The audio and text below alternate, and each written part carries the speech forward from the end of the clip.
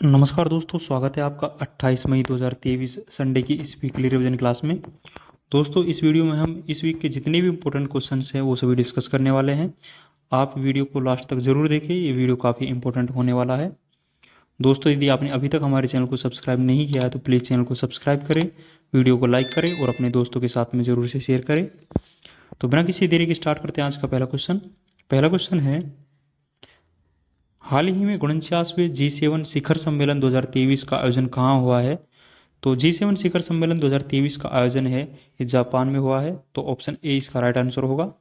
Japan के Hiroshima नामक स्थान पर इसका आयोजन हुआ है। इसकी अध्यक्षता है वो जापान के प्रधानमंत्री फूमियो किशिदो के द्वारा इसकी अध्यक्षता की गई है।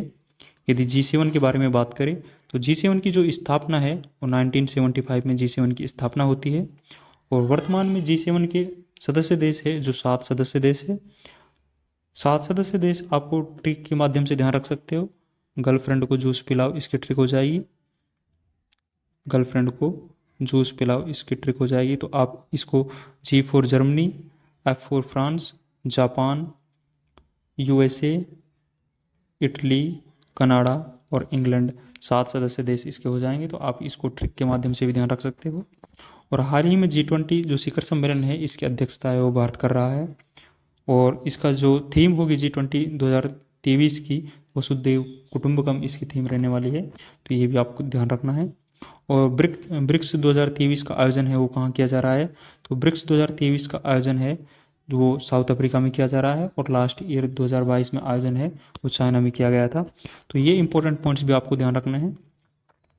नेक्स्ट क्वेश्चन देखेंगे, हाल ही में संयुक्त राष्ट्र प्रवासन एजेंसी की पहली महिला निदेशक किसे नियुक्त किया गया है? तो संयुक्त राष्ट्र प्रवासन एजेंसी की पहली महिला निदेशक है वो एमी पॉप को नियुक्त किया गया है। तो ऑप्शन ए इसका राइट आंसर होगा। एमी पॉप को 5 वर्ष के लिए संयुक्त राष्ट्र प्रवासन एजेंसी की महिला निदेशक के रूप में नियुक्त किया गया है। तो ये आपको ध्यान रखना है। नेक्स्ट क्वेश्चन देखेंगे, हाल ही में 5000 साल पुराने पेड़ जिसको दुनिया के सबसे पुराने पेड़ की मान्यता दी गई है वो कहाँ स्थित है? तो ये 5000 साल पुराना पेड़ है जो कि दुनिया का सबसे पुराना पेड़ है। ये चिली देश में स्थित है। तो ऑप्शन बी इसका राइट आंसर होगा। और हम जो पेड़ों की आयु का निर्धारण है, आयु का पता है जो डेंड्रोक्रोनोलॉजी पद्धति से लगाते हैं। तो ये भी आपको ध्यान रखना है। नेक्स्ट क्वेश्चन देखेंगे, सुशासन नियमन को मंजूरी देने वाला देश का पहला राज्य कौन सा बना है? तो सुशासन नियमन को मंजूरी देने वाला देश का पहला राज्य है वो महाराष्ट्र बना है। तो ऑप्शन बी इसका राइट आंसर होगा। महाराष्ट्र के वर्तमान में मुख्यमंत्री के बारे में बात करें तो एकनाथ शिंदे जी है जो महाराष्ट्र के वर्तमान में मुख्यमंत्री है। और सुशासन नियमन एक्चुअल में है क्या? तो इससे जवाबदेहिता, पारदर्शिता और सुलभता को बढ़ावा देना इसका प्रमुख उद्देश्य है। और महाराष्ट्र सरकार के द्वारा इसके लिए एक शिकायत पोर्टल का भी प्रारंभ किया गया है। उसका नाम आपले शिकायत पोर्टल है। आपले शिकायत पोर्टल है का प्रारंभ है जो महाराष्ट्र सरकार के द्वारा किया गया है। तो सुशासन नियमन को मंजूरी देने वाला पहला राज्य है वो महाराष्ट्र है। तो ऑप्शन बी इसका राइट आंसर है। नेक्स्ट क्वेश्चन देखेंगे, हाल ही में महिलाओं के लिए कार्यस्थल को सुरक्षित बनाने के उद्देश्य से साहस पहल किसने प्रारंभ की है? ये साहस पहल है जो किसके द्वारा प्रारंभ की गई है? तो साहस पहल तेलंगाना के द्वारा प्रारंभ की गई है। तो ऑप्शन सी इसका राइट आंसर होगा। इसका प्रमुख उद्देश्य यौन उत्पीड़न को रोकना इसका प्रमुख उद्देश्य है। तो साहस पहल है इसका संबंध है जो तेलंगाना राज्य से है। तो ये आपको ध्यान रखना है। नेक्स्ट क्वेश्चन देखेंगे, हाल ही में प्रधानमंत्री नरेंद्र मोदी किस द्वीपीय राष्ट्र की यात्रा करने वाले पहले भारतीय प्रधानमंत्री बने हैं? तो हाल ही में प्रधानमंत्री नरेंद्र मोदी के द्वारा एक द्वीपीय राष्ट्र की यात्रा की गई है जो कि पहले भारतीय प्रधानमंत्री है उस द्वीपीय राष्ट्र की यात्रा करने वाले। तो पापुआ न्यू गिनी की यात्रा है जो भारतीय प्रधानमंत्री द्वारा की गई है। तो ऑप्शन ए इसका राइट आंसर होगा। और पापुआ न्यू गिनी के प्रधानमंत्री के बारे में बात करें तो जेम्स मेरापे है जो पापुआ न्यू गिनी के प्रधानमंत्री है। तो ये भी आपको ध्यान रखना है। नेक्स्ट क्वेश्चन देखेंगे, प्रतिवर्ष अंतर्राष्ट्रीय जैव विविधता दिवस कब मनाया जाता है? तो प्रतिवर्ष जो बायोडाइवर्सिटी डे है वो कब मनाया जाता है? तो 22 मई को प्रतिवर्ष मनाया जाता है। तो ऑप्शन सी इसका राइट आंसर होगा। तो ये आपको ध्यान रखना है। यदि 22 तारीख से संबंधित हम 2 दिवस और ध्यान रखेंगे, एक 22 मार्च है 22 मार्च के बारे में बात करें और एक 22 अप्रैल है, तो ये आपको ध्यान रखना है। 22 मार्च को हम विश्व जल दिवस के रूप में मनाते हैं, जबकि 22 अप्रैल को विश्व पृथ्वी दिवस के रूप में सेलिब्रेट करते हैं, और 22 मई को हम अंतर्राष्ट्रीय जैव विविधता दिवस के रूप में सेलिब्रेट करते हैं। तो ये 22 तारीख से संबंधित 3 दिवस है जो आपको इम्पोर्टेंट रूप से ध्यान रखना है। नेक्स्ट क्वेश्चन है, हाल ही में international pathogen surveillance network IPSN को किसने लॉन्च किया है? तो IPSN को किसके द्वारा लॉन्च किया गया है? तो इसको WWE के द्वारा लॉन्च किया गया है, तो ये आपको ध्यान रखना है। सॉरी, इसको WHO के द्वारा लॉन्च किया गया है, वर्ल्ड हेल्थ ऑर्गेनाइजेशन के द्वारा इसको लॉन्च किया गया है। तो राइट आंसर ऑप्शन सी होगा इसका, तो ये आपको ध्यान रखना है। इसको लॉन्च करने के पीछे जो प्रमुख उद्देश्य है वो ये है कि कोविड-19 और संक्रामक रोगों का तेजी से पता लगाया जा सके, इसका प्रमुख उद्देश्य है। और WHO के बारे में बात करें तो WHO की full form world health organization इसकी फुल फॉर्म है। WHO की स्थापना है जो 7 अप्रैल 1948 को इसकी स्थापना होती है, और WHO का हेडक्वार्टर है जो जिनेवा स्विट्जरलैंड में WHO का हेडक्वार्टर है। और वर्तमान अध्यक्ष के बारे में बात करें तो WHO के वर्तमान अध्यक्ष है जो डॉक्टर टेड्रोस है, जो WHO के वर्तमान अध्यक्ष है, तो ये भी आपको ध्यान रखना है। नेक्स्ट क्वेश्चन देखेंगे, हाल ही में किस देश ने वर्ष 2025 को विशेष पर्यटन वर्ष के रूप में नामित किया है? तो कौन से देश के द्वारा विशेष पर्यटन वर्ष के रूप में 2025 को नामित किया है? तो नेपाल के द्वारा नामित किया है, तो ऑप्शन डी इसका राइट आंसर होगा। नेपाल के द्वारा इसको विशेष पर्यटन वर्ष के रूप में दर्जा प्रदान किया गया है 2025 को, तो ये आपको ध्यान रखना है। नेक्स्ट क्वेश्चन है, दोस्तों आगे बढ़ने से पहले मैं बता दूं, इस मंथ में हमने संडे के वीकली रिवीजन के माध्यम से सारे मंथ को के जो करंट अफेयर्स है उसको एक्सप्लेन किया है। तो आप जितने भी संडे के करंट अफेयर की क्लास है वो ज़रूर से देखें। इसमें आपको संडे का वीकली रिवीजन के साथ साथ में PDF भी हमने GN स्टॉक पर उपलब्ध कराई है, वहाँ से भी आप PDF को देख के वीकली रिवीजन कर सकते हो। और हम रेगुलर बेसिस पे करंट अफेयर्स का वीकली रिवीजन, वो जो डे वाइज रिवीजन है वो करा रहे हैं, तो वो भी आप देख सकते हो। और साथ ही साथ इनके 100 नोट्स है वो भी आपको प्रोवाइड करा रहे हैं, जो कि हमारे GN स्टॉक टेलीग्राम चैनल पर मिल जाएंगे। तो ये सभी आपको देखने हैं। जितने भी आपको संडे की वीकली रिवीजन क्लास है वो तो देखनी है, यदि आप डेली करंट अफेयर की क्लास नहीं देख पाते हो तो इससे आपका वीकली रिवीजन आसानी से हो जाएगा। तो ये सभी देखने हैं आपको। नेक्स्ट क्वेश्चन देखेंगे, मुख्यमंत्री तीर्थ दर्शन योजना के तहत बुजुर्गों को वायुयान से तीर्थ यात्रा कराने वाला देश का पहला राज्य कौन सा बना है? तो मुख्यमंत्री तीर्थ दर्शन योजना है जो किस राज्य के द्वारा प्रारंभ की गई है? तो ये मध्य प्रदेश के द्वारा प्रारंभ की गई है, तो ऑप्शन सी इसका राइट आंसर होगा।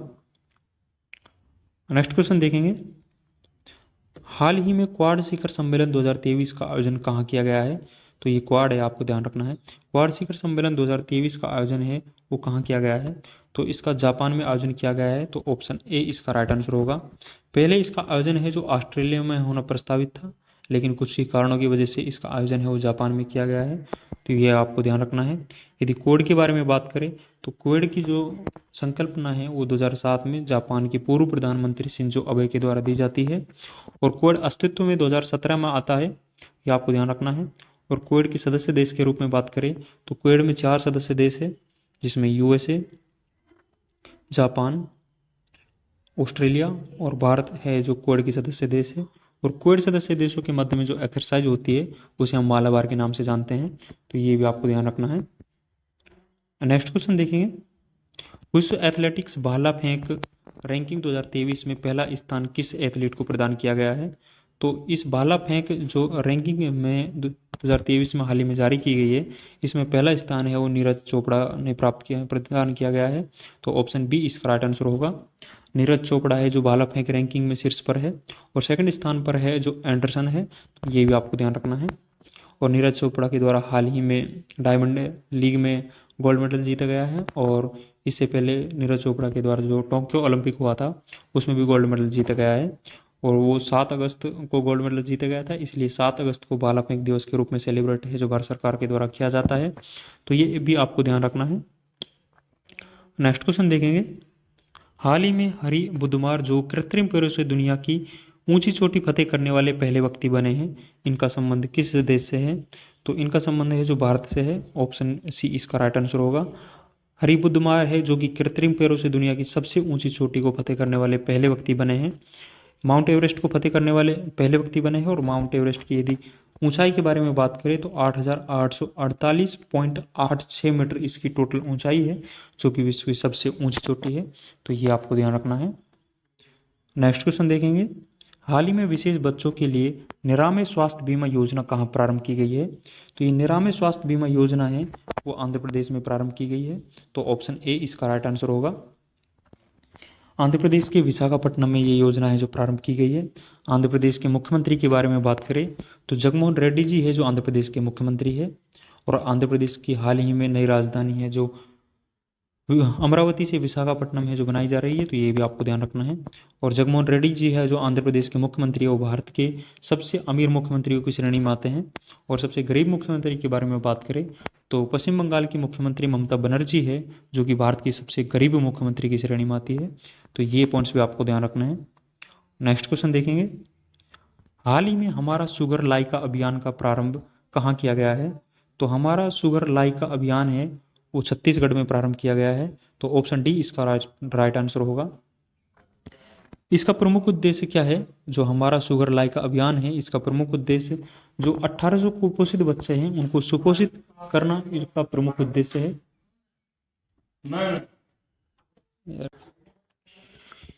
यदि छत्तीसगढ़ के मुख्यमंत्री के बारे में बात करें तो भूपेश बघेल जी है जो छत्तीसगढ़ के वर्तमान में मुख्यमंत्री है। तो ये भी आपको ध्यान रखना है।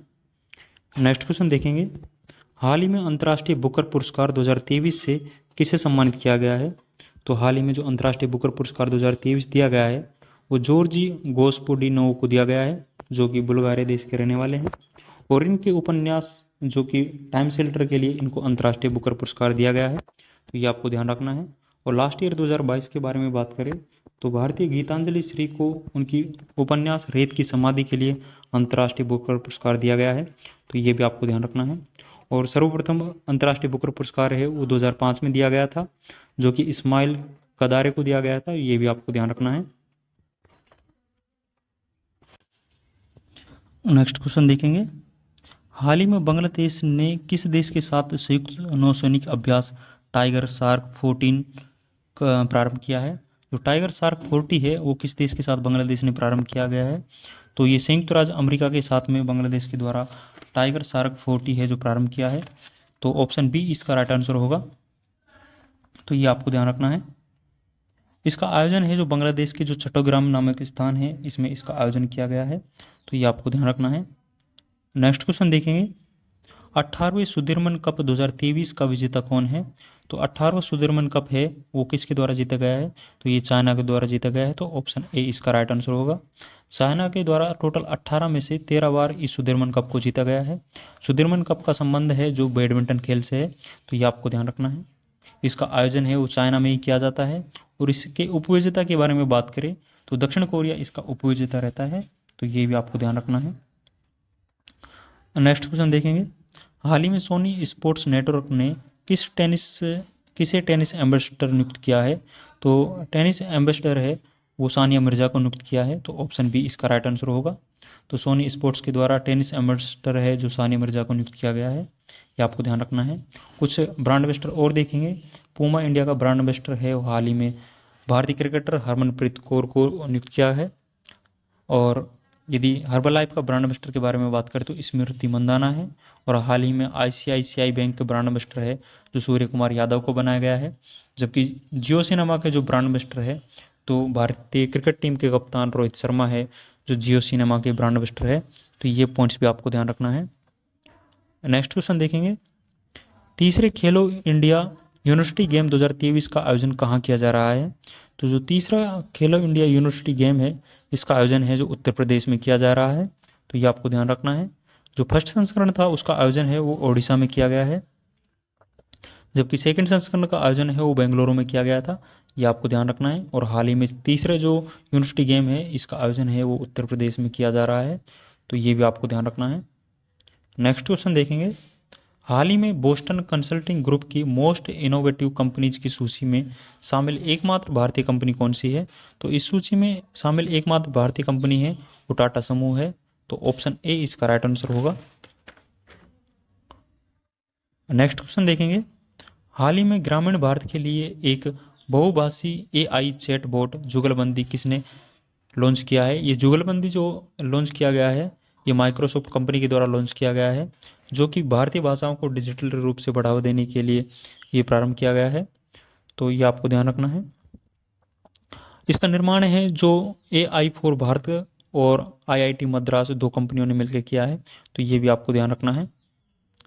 नेक्स्ट क्वेश्चन देखेंगे, हाल ही में जनरेटिव AI प्लेटफॉर्म टोपाज को किसने लॉन्च किया है?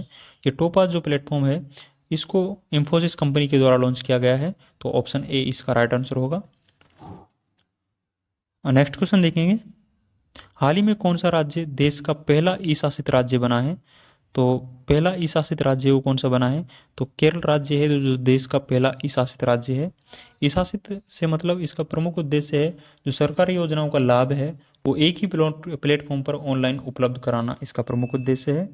इसके लिए केरल सरकार के द्वारा एक पोर्टल भी प्रारंभ किया गया है जिसका नाम सेवनम पोर्टल होगा। ई सेवनम पोर्टल के नाम से केरल सरकार के द्वारा पोर्टल प्रारंभ किया गया है, तो ये भी आपको ध्यान रखना है।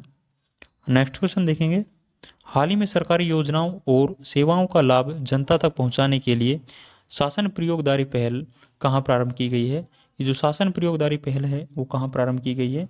तो ये महाराष्ट्र के सतारा से इस पहल को प्रारंभ किया गया है, तो ऑप्शन ए इसका राइट आंसर होगा। महाराष्ट्र के सतारा से शासन प्रयोगदारी पहल है इसको प्रारंभ किया गया है, तो ये आपको ध्यान रखना है। तो ऑप्शन ए इसका राइट आंसर होगा, महाराष्ट्र से प्रारंभ की गई है। नेक्स्ट क्वेश्चन देखेंगे, हाल ही में कौन सा देश मादक पेय पदार्थों पर स्वास्थ्य चेतावनी लेबलिंग को अनिवार्य करने वाला दुनिया का पहला देश बना है? तो मादक पेय पदार्थों पर स्वास्थ्य चेतावनी लेबलिंग को अनिवार्य करने वाला पहला देश है वो आयरलैंड बना है, तो ऑप्शन बी इसका राइट आंसर होगा। नेक्स्ट क्वेश्चन देखेंगे, हाल ही में 2000 किलोमीटर तक मारक क्षमता वाली बैलिस्टिक मिसाइल खेबर का सफल परीक्षण किसने किया है? तो ये खेबर मिसाइल है इसका सफल परीक्षण है वो ईरान देश के द्वारा किया गया है, तो ऑप्शन सी इसका राइट आंसर होगा। इसकी मारक क्षमता के बारे में बात करें तो इसकी मारक क्षमता है जो 2000 किलोमीटर इसकी मारक क्षमता है और इसके ये 1500 किलोग्राम तक का वजन उठाने में सक्षम है, तो ये आपको ध्यान रखना है और इसको ईरान देश के द्वारा लॉन्च किया गया है, तो ये आपको ध्यान रखना है। नेक्स्ट क्वेश्चन देखेंगे, हाल ही में दुनिया के सबसे लंबे गीत का गिनीज वर्ल्ड रिकॉर्ड किस गीत ने स्थापित किया है? तो हाल ही में गिनीज वर्ल्ड रिकॉर्ड बनाया है वो श्री रामचरितमानस गीत के द्वारा बनाया गया है, तो ऑप्शन डी इसका राइट आंसर होगा। जो रामचरितमानस है करीब 138 घंटे इसकी ड्यूरेशन है, तो ये आपको ध्यान रखना है। लगभग 138 घंटे का ये गीत है जिसके द्वारा हाल ही में गिनीज वर्ल्ड रिकॉर्ड है वो दर्ज कराया गया है, तो ये आपको ध्यान रखना है। नेक्स्ट क्वेश्चन देखेंगे, हाल ही में भारतीय सेना की सप्त शक्ति कमांड ने सुदर्शन शक्ति अभ्यास 2023 का आयोजन कहाँ किया है? तो इसका आयोजन है वो राजस्थान में किया गया है, तो ये आपको ध्यान रखना है। ये भारतीय सेना की सप्त शक्ति कमांड के द्वारा किया गया है, तो ये आपको ध्यान रखना है। और राजस्थान में हाल ही में साइक्लोन फर्स्ट के नाम से भी एक युद्धाभ्यास हुआ है जो कि भारत और मिस्र के मध्य में पहला युद्धाभ्यास था, इसका आयोजन भी राजस्थान में किया गया था, तो ये भी आपको ध्यान रखना है। नेक्स्ट क्वेश्चन देखेंगे, हाल ही में प्रधानमंत्री नरेंद्र मोदी द्वारा 28 मई 2023 को नए संसद भवन का उद्घाटन किसकी जयंती पर करेंगे? तो नए संसद भवन का उद्घाटन है वो वीर सावरकर की जयंती पर किया जाएगा, तो 28 मई को ये इसका उद्घाटन हो रहा है, तो ये आपको ध्यान रखना है। जो नया संसद भवन बन रहा है इसकी टोटल लागत के बारे में बात करें तो 970 करोड़ इसकी लागत से नए संसद भवन का निर्माण हो रहा है। इसकी आकृति के बारे में बात करें तो त्रिकोणाकार या त्रिभुजाकार इसकी आकृति है। इसका निर्माण है जो टाटा कंपनी के द्वारा किया गया है। इसका निर्माण सेंट्रल विस्टा प्रोजेक्ट के तहत है जो किया जा रहा है, ये भी आपको ध्यान रखना है। इसमें लोकसभा और राज्यसभा दोनों एक ही जगह होगी। लोकसभा का जो प्रतीक चिन्ह है वो मोर है, जबकि राज्यसभा का प्रतीक चिन्ह के बारे में बात करें तो कमल है जो राज्यसभा का प्रतीक चिन्ह है, तो ये भी आपको ध्यान रखना है। दोस्तों हमने ये इंपॉर्टेंट्स आज वीकली रिवीजन किया है जो कि आपकी परीक्षाओं की दृष्टि से काफ़ी महत्वपूर्ण है। आप वीकली रिवीजन का जो पिछले हमने कराया था 7 मई को कराया था, 14 मई को कराया था, इसके बाद में हमने 21 मई को भी वीकली रिवीजन की क्लास ली थी, तो ये 3 क्लास भी आप देख सकते हो। और हम डेली बेसिस पे करंट अफेयर्स का भी रिवीजन कराते हैं, तो वो भी आप ज़रूर से देखें। आप 27 मई का करंट अफेयर की कल की रिवीजन क्लास भी देख सकते हो, जिसको हम कमेंट बॉक्स में नीचे पिन करवा देंगे, तो वहाँ से देख सकते हो आप। दोस्तों इन सभी जो हमने वीकली रिवीजन के क्वेश्चंस डिस्कस किए हैं, इनकी पीडीएफ हमारे टेलीग्राम चैनल जीने स्टॉक पर मिल जाएगी, वहाँ से आप इस पीडीएफ को डाउनलोड कर सकते हो। तो कैसा लगा ये वीडियो आप कमेंट बॉक्स में अपनी राय ज़रूर देवें। और दोस्तों यदि आपको पसंद आ रहा है तो लाइक भी करें और अपने दोस्तों के साथ में ज़रूर से शेयर करें। और यदि अभी तक आपने हमारे चैनल को सब्सक्राइब नहीं किया है तो प्लीज़ चैनल को सब्सक्राइब करें और अपने दोस्तों के साथ में ज़रूर से शेयर करें। तो मिलते हैं नेक्स्ट वीडियो में, जो कि हम डेली बेसिस पर करंट अफेयर कराते हैं। तो मंडे की करंट अफेयर में हम आपसे रूबरू होंगे। तो आज के लिए बस इतना ही। Thank you. जय हिंद। धन्यवाद।